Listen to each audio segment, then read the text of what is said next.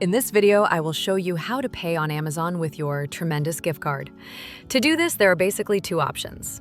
First, if you have an Amazon gift card that you got through Tremendous, then what you want to do is just go to Amazon.com.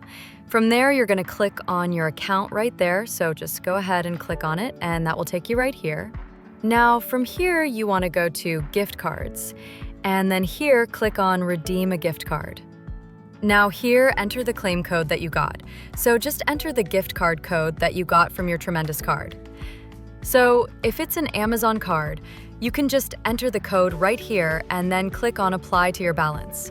The money from a gift card will be automatically applied to your Amazon account balance. Now, that's for if you have an Amazon gift card.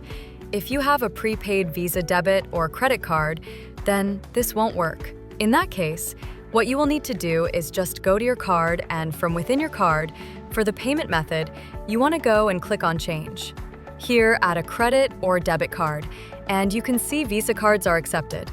So then here, just add the prepaid Visa gift card that you got and click Add your card. Then you can also use it that way. So that's how to use your Tremendous gift card on Amazon. If this video was helpful, please consider leaving a like and subscribing to my channel. With that being said, I'll see you in the next video.